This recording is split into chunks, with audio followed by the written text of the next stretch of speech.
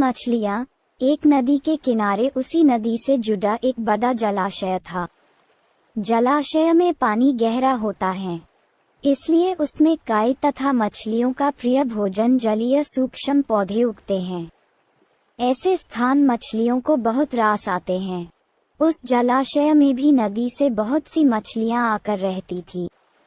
अंडे देने के लिए तो सभी मछलियां उस जलाशय में आती थी। वह जलाशय लंबी घास व झाड़ियों द्वारा घिरा होने के कारण आसानी से नजर नहीं आता था।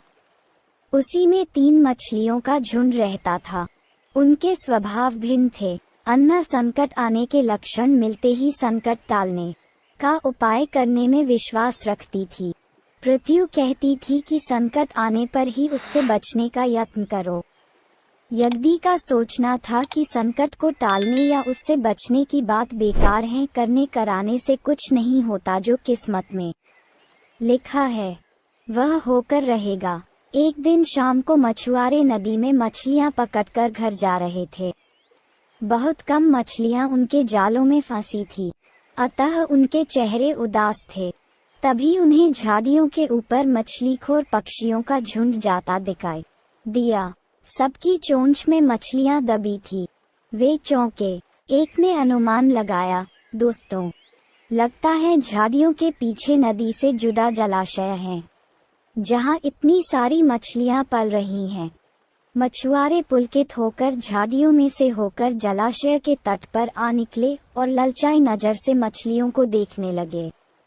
एक मछुआरा बोला, आहा, इस जलाशय में तो मछलियां भरी पड़ी हैं।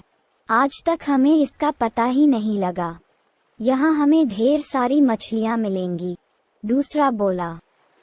तीसरे ने कहा, आज तो शाम घिरने वाली है, कल सुबह ही आकर यहाँ जाल डालेंगे।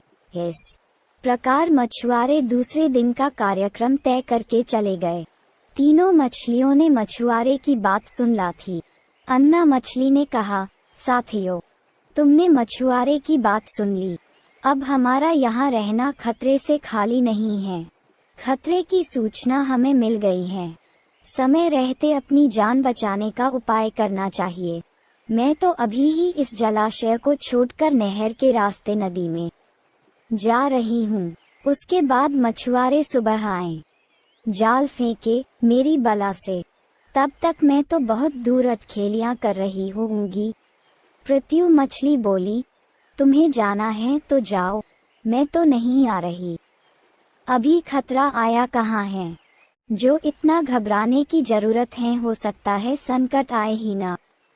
उन मछुआरों का यहाँ आने का कार्यक्रम रद्द हो सकता है। हो सकता है रात को उनके जाल चूहे कुतर जाएं। हो सकता है उनकी बस्ती में आग लग जाए।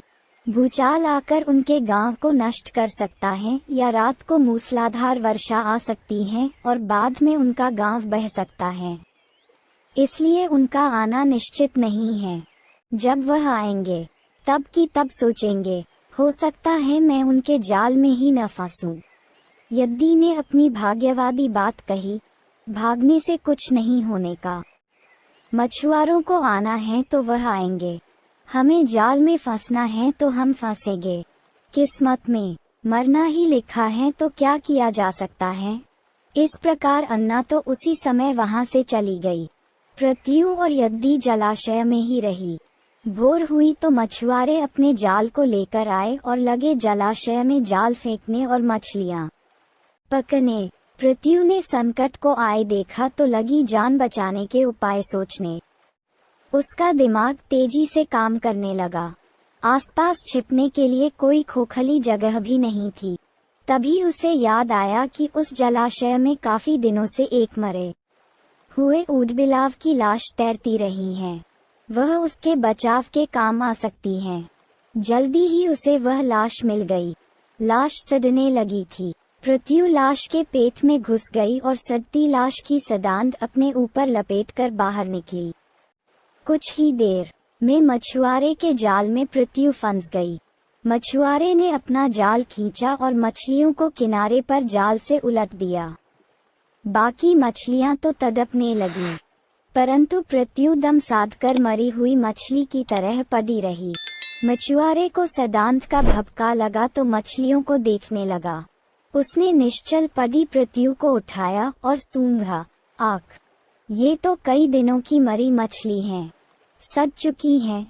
ऐसे बड़बड़ाकर बुरा सा मुंह बनाकर उस मछुआरे ने पृथ्वी को जलाशय में फेंक दिया। पृथ्वी अपनी बुद्धि का प्रयोग कर संकट से बच निकलने में सफल हो गई थी। पानी में गिरते ही उसने गोता लगाया और सुरक्षित गहराई में पहुंचकर जान की खैर मनाई। यद्दी भी दूसरे मछुआरे के जाल में फंस गई थी और एक टोकरे में डाल दी गई थी। भाग्य के भरोसे बैठी रहने वाली यद्दी ने उसी टोकरी में अन्य मछलियों की तरह तड़प तड़प कर प्राण त्याग दिए। सीखा, भाग्य के भरोसे हाथ पर हाथ धरकर बैठे रहने वाले का विनाश निश्चित है।